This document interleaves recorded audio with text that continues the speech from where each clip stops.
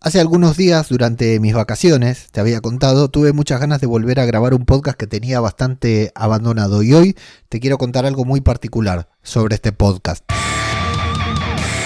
¿Qué tal? ¿Cómo les va? Yo soy Ajeno al Tiempo, les doy la bienvenida a Todo por un Daily, la versión express de Todo por un Podcast.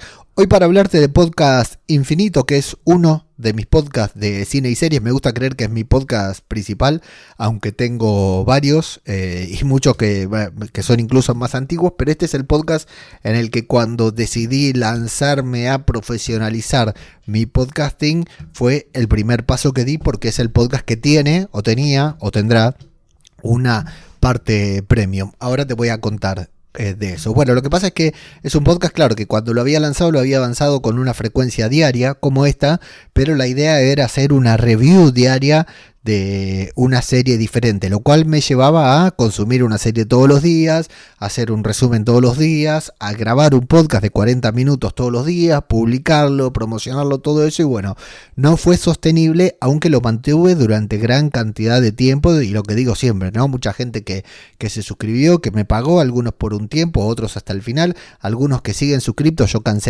no cancelé, sino que suspendí el cobro de la suscripción porque me daba vergüenza que hacía mucho tiempo que no subía contenido y la gente me siguiera pagando. Pero bueno, ahí está. Es un podcast que me dio muchas satisfacciones y que está por llegar a los 400 episodios. Pero que estuvo parado gran cantidad de tiempo y que durante las vacaciones, cuando hice este blackout y me mantuve al margen de casi todo, sentí mucha necesidad de volver a grabar, fundamentalmente porque une dos de mis grandes pasiones: ver series y grabar podcast sobre series, ¿no? Entonces digo, ¿cómo puede ser que grabe tanto, que hable tanto, que haga tantas cosas y haya abandonado ese podcast que tantas satisfacciones económicas y de las otras me ha dado? Así que bueno, estoy retomando poco a poco las grabaciones, buscando encontrar un formato que me resulte sostenible y que sea satisfactorio tanto para mí y como para la audiencia, las dos audiencias que tiene ese podcast, que tiene una audiencia que es gratuita y otra audiencia mucho menor, pero muy importante, que es la que paga la membresía, ¿no? Hoy en día ya entendí que de ese podcast no voy a vivir, que era lo que yo quería hacer cuando lo lancé, pero sí entiendo también que puedo obtener una retribución económica que me sirva para pagar o desarrollar ciertas herramientas. Entonces, lo que hice fue una de las cosas que me motivaron, aparte de las ganas que tenía de grabar para este podcast, fue el tema de las métricas. Yo lo comenté acá y lo hemos comentado en varios lugares, de que Mumbler ahora tiene unas métricas diferentes. Antes Mumbler no tenía métricas. ¿Y por qué no tenía métricas? Porque era una plataforma en la que solamente se alojaban podcasts de pago. Y en un podcast de pago,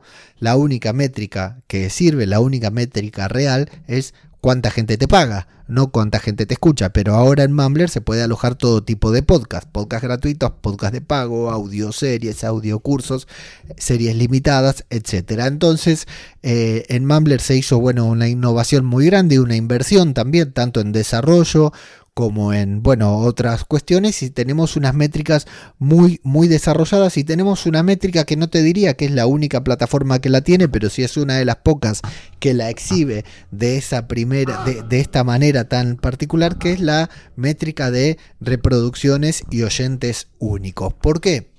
Porque la gran mayoría de las plataformas lo que hace es mostrarnos unas métricas exageradas. Por ejemplo, en iVoox vos estás escuchando un episodio, cuando terminas de escuchar este episodio comienza otro y automáticamente ya le estás sumando una reproducción, una escucha más a un podcast que vos no querías escuchar, ¿no? Por ejemplo.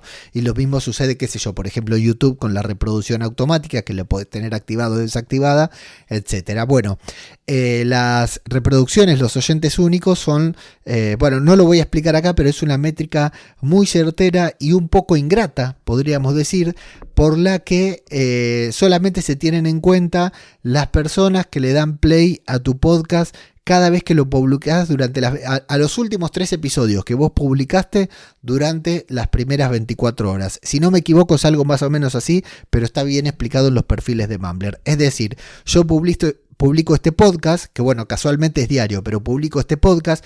Las personas que le dan play a ese podcast durante las primeras 24 horas se tienen en cuenta y se cuentan esas reproducciones de las personas que le dan play durante las primeras 24 horas, 3 episodios hacia atrás. ¿Por qué? Porque se considera que esa gente que le da play a los 3 últimos episodios durante las primeras 24 horas en que está publicado, bueno, son tus oyentes únicos, son esos oyentes, vamos a llamarles fieles, los que siempre escuchan tu podcast y le dan prioridad por sobre cualquier otro contenido que esté ahí, sin importar el lugar que ocupe en la cola de reproducción. Bueno, vimos que esta métrica era una métrica un poco dura y vimos que a muchos podcasters y a mucha gente encargada de los contenidos no les gusta demasiado esta métrica. Lo hemos visto cara a cara con Paul Rodríguez cuando se las enseñábamos, porque claro, vienen de que iVoox le muestre que tiene unas reproducciones de, no sé, 1000, 2000, digo iVoox por decir cualquier plataforma, 1000, 2000 reproducciones,